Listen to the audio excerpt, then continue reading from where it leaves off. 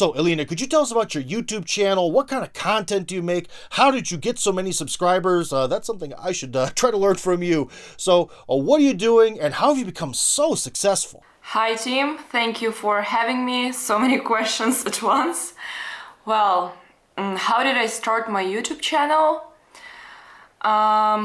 So I have many international friends because I studied abroad and also I studied at People's Friendship University of Russia, which is the most international university of Russia. And even in my dorm, we had so many people from other countries. For example, in my apartment, there was only one Russian girl. All other people were from different parts of the world.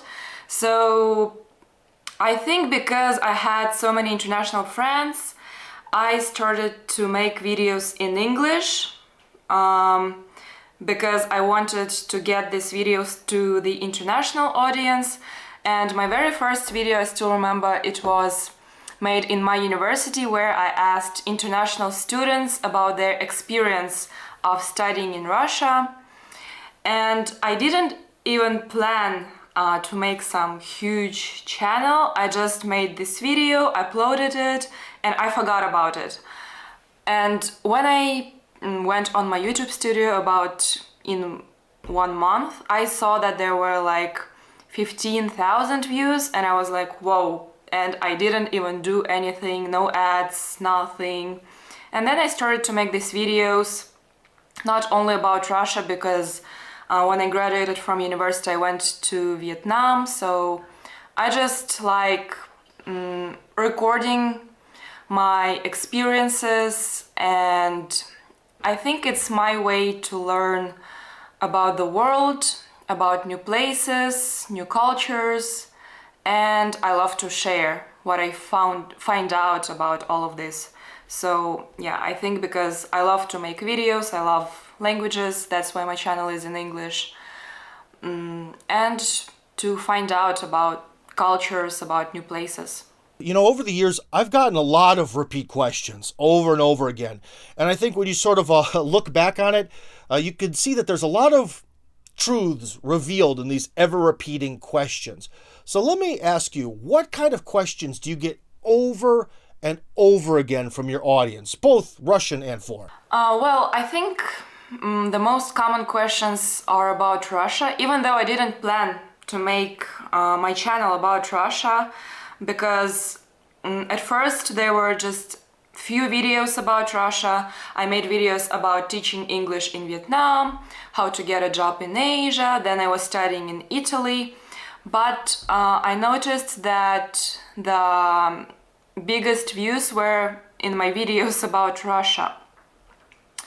And people usually ask me questions that for me as a Russian are a bit funny or obvious, I would say.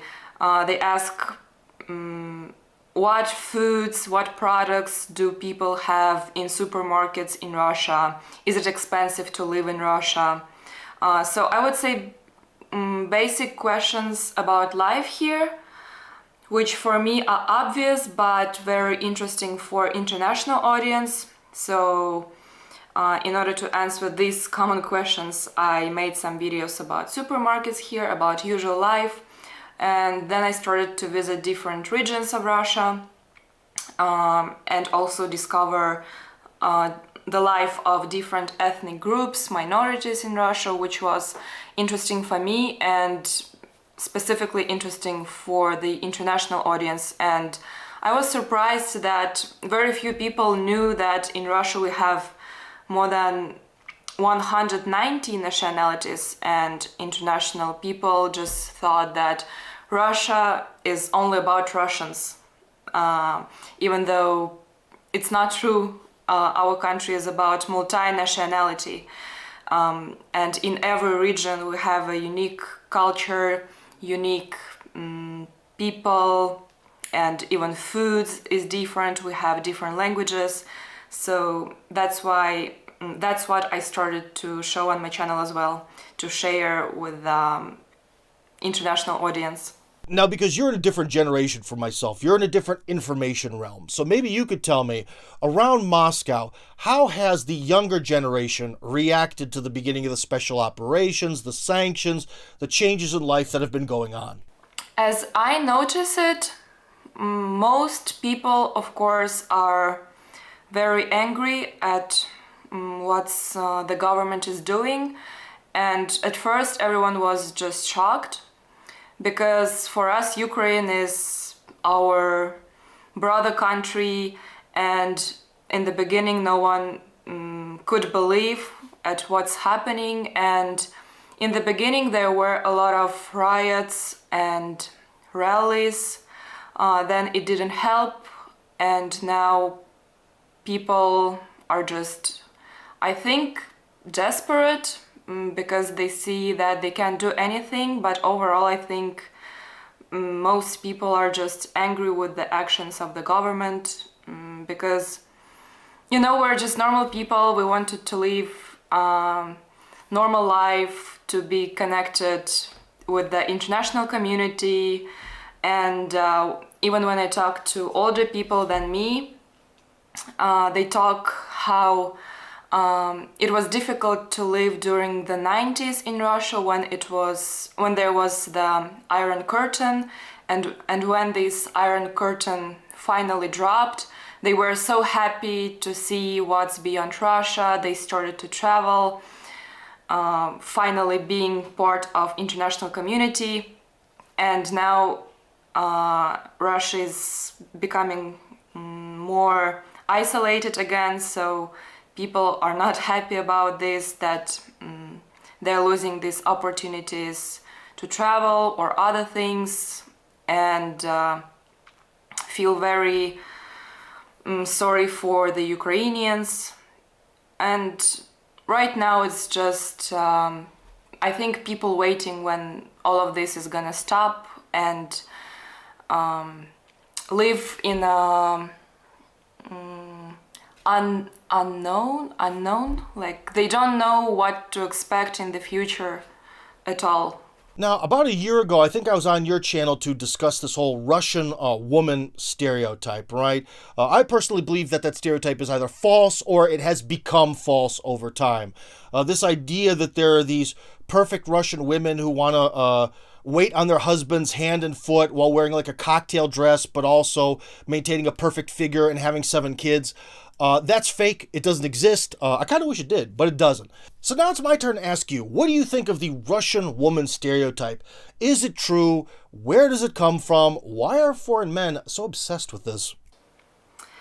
Well, I think it's not me to ask why the Russian woman is a thing abroad. I still don't understand it. Why? Because there are so many other and beautiful, etc. women all over the world, and why is this Russian woman a thing? I think because men in the West are a bit tired with feminism and women being a bit more masculine. I mean, not feminine. And maybe that's why they think that in the Slavic cultures, women are feminine and much more family oriented. That's why they are so interested in Russian women. It's all relative, you know. I can't say that in Russia all women are like that, but if we compare, for example, to Europe or the US, of course, I would say that Russian women are much more family oriented, and even girls of my age, for example, my classmates that I studied with at school, they're like 24, 25, and many of them are already married, and some of them even have kids. And I think in Europe this age isn't common for family and having kids. And my friends are very happy about this, and they love all this family stuff and cooking and looking after their husband and children.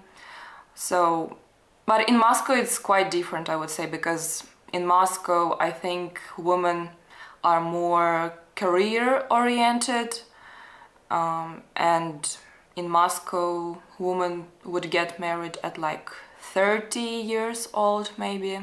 So it's quite different in different parts of Russia. There is Moscow and there are regions, and women there are quite different. So what type of content about Russia is the most interesting for your audience? Where were the big hits and misses?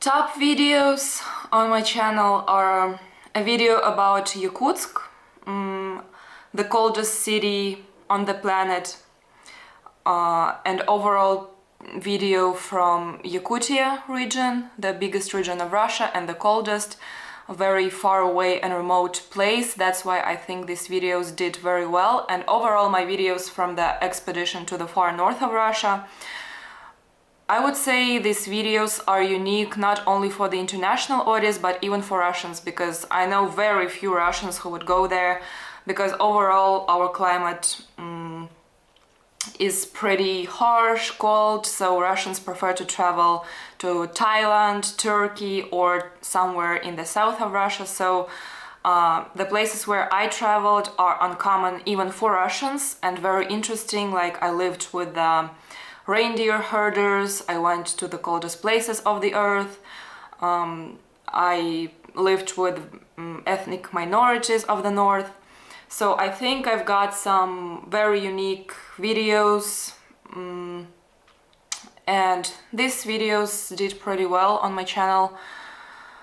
That's why now I'm also planning to set for some expeditions to non-touristic, off the beaten path places, and to continue showing the diversity of Russia and some other unique places. One very odd thing about Russians is they seem to really like watching English language content about Russia. I know that's weird. Trust me, I'm not going to be watching any Chinese, Hindu, Swahili content about the United States. I know all about it, right? So I don't know why Russians do this, but they do. So what does your Russian audience think about all this? Do you have a ton of Russian people watching you talk about Russia in English, first off? And secondly, what do they say about all this? So about your first point, like Indians making videos about the US, I think those videos would be interesting to watch for Indian audience. Like Indian talking about the US for Indians, and they watch like, how can I also move to the US, what it's like to live there, how do people treat Indians. So I think it's just another audience. And you say that it's popular for Russians to watch content in English. I don't know really, because on my channel I have less than 3% of Russian audience, like very few. I think about 30% of my audience is from the US. Then I have Canada, the UK, Australia, Philippines, India, and other many countries, and Russia is like 3%. I have very rare comments on my channel from Russian people, and usually these people tell me, why do you make videos in English? You should be making videos in Russian. Your channel is really weird. That it's weird that you make videos in English. Just stop to show off. Just make videos in Russian. And usually Russians make comments how bad my English is, how bad my accent is, and they just write like, stop making videos in English, stop embarrassing us, I don't know. But there are also some comments like, wow, I didn't know about these places in Russia, you motivated me to travel in Russia. And even last month I went to the city Pitigorsk and I met a girl, my follower, and she was like, you motivated me to come to this city. So that was pretty cool. But overall, I don't have many Russian people watching my channel. And even when my subscribers were talking why I didn't speak out, for example, about the situation in Ukraine. And even though I didn't support of what the Russian government was doing, what's the point for me to make a video about it on my YouTube? Just to like satisfy my American audience, okay, but what's the point if I don't even have any Russian audience? So I thought, like, logically, if there is no point to make a video about this, as I don't have people from Russia watching me, and I thought that for me it's better to make videos showing the American audience that not all Russia is evil, as many people think. And by the way, it was weird for me that when I talked to my Ukrainian friends, they were talking to me as usual, no hate, nothing. But on my channel there was so much hate from the Western audience, and I decided to continue making the videos just to show that Russians are normal people. We're not some, I don't know, drunk bears with balalaika who got out of the forest and want to fight everyone. And I decided that maybe now my channel's mission is to show that Russians are normal people, to show that we also have our culture, which is not only about military. And now I think my channel is kind of a bridge between the West and Russia. I think for Russians it's interesting to watch the experience of foreigners living in Russia and to get their perspective. Because, for example, I have a YouTuber friend from the UK who is making videos here, and most of her audience is Russian, because I guess they like to see what it's like, why did the girl from the UK move to Russia, and what experiences she has here. But for Russians, I think it's maybe just not so interesting to watch a Russian girl traveling in Russia. Now, on a personal level, how have things for you as this very successful YouTuber and, we'll say, urbanite woman changed for you since the start of the special operation? So how has your life been directly and specifically affected? And do you own your own apartment in Moscow? Because that can really divide people into two very different groups in terms of when economic crises happen. Unfortunately, all I've got is a house in the woods around Chekhov. Life changed a lot, of course, because before I had so many plans about traveling and also with my YouTube channel, like collaborations with some companies, all of them cancelled because of the sanctions with Russia. And as I mentioned before, there was a lot of hate on my channel for I guess because I wasn't speaking out as everyone was expecting, but again, I didn't see the point if I don't have people from Russia watching me. And as now there is like this huge thing about the canceling Russian culture. For example, I know that in Italy, at schools now they forbid to read Dostoevsky, Tolstoy, etc. Russian athletes are being banned from competitions, or ballet dancers, etc. And I saw this cancellation of the whole culture. I thought that maybe, I mean, at first I thought that my videos would be out of place, but when I saw this whole canceling the whole culture, I decided to continue my channel. To show people that our culture is not only about the military. So I would say that perception of international audience about my channel changed a lot. Overall, I'm continuing to do the same videos, so my life didn't change that much, but how these videos perform and are being perceived by other people changed. Well, for Russians now it's quite difficult to plan any trips abroad, for example. And before it was very difficult when ruble collapsed. Now it's okay, but it's still many flights are cancelled or they're taking longer. So that's the biggest change, I think. And you asked about renting an apartment. Yes, I rent an apartment in Moscow. It's not my place. But I would say I'm a bit privileged because I don't rent from some random people. I rent from my acquaintances of my mom. So I can pay like whenever I want. So it's a bit easier for me. So, as an everyday Russian woman, what do you think are the best things and the worst things about living in Russia? What are the big positives and big negatives about life in this country?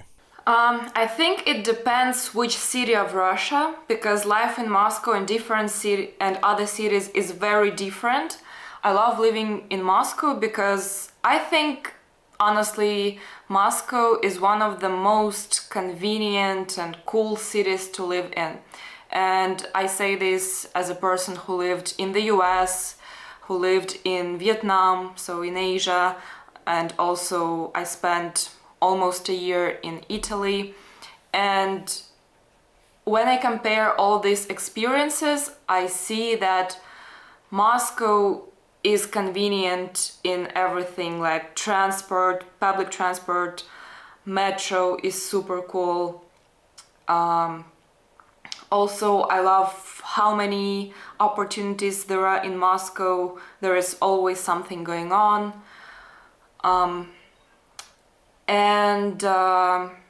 What are the other advantages? Yeah, I think that public transport in Russia is super cool. You don't necessarily have to own a car. Like it was very difficult for me, for example, when I lived in West Virginia and I was just stuck in my town, and I was surprised that there wasn't public transport from the town where I lived, West Liberty. So yeah, I love transportation in Russia, freedom to move anywhere you want without a car. Well, and food, I would say, because I love the quality of food here, and if we compare to Europe and the US, let's say, it's much easier. It's much cheaper to live here and easier to pay your checks for renting an apartment, food, other costs. Of course, in the US you get higher salary, but expenses are also huge. And overall, I think that in Russia you have more money left, even after taxes, after everything. You have more money left for life, for traveling, for entertainment, I don't know. Recently, you asked me a very tough question on your channel about where I think Russia's going. So guess what? It's time for revenge. Where do you think Russia is going in the next few years? Right now, I really don't know. If before I could make some guesses, right now it's very difficult to say because, as I mentioned before, we live in a completely unknown state. We don't know what to expect tomorrow, in a week, in a month. For example, I have my business, which is a Russian-speaking club for the international audience, and I did everything possible to continue my business even after February 24th. And every day I had to pivot, is it the word? Pivot to change everything because one day there are some sanctions that cancel PayPal in Russia. Then I had to change some other payment system, and the next day they say this system doesn't work as well because it's under sanctions too, and in a week something changes again, and then this changes all the time, and you have to adapt like every week, because every week something is changing. So I don't even know what's gonna happen next week, not even talking about the next few years. Well, I do hope that Russia is not gonna be isolated from the Western countries, from the rest of the world. I mean, we still have flights and everything, but as I mentioned, now it's more difficult to travel outside of Russia. But I do hope that Russia is gonna stay connected to the rest of the world community, and that Russians are not gonna be perceived as aggressors. Well, I do hope so, that soon this situation resolves and we go back to normal life, and hopefully even better life in some years after that. So anyways, guys, if you enjoyed this video and you like the opinions coming out of my big fat mouth, then join up on my Telegram channel. That's Tim Kirby Hardcore on Telegram. Link, of course, in the description.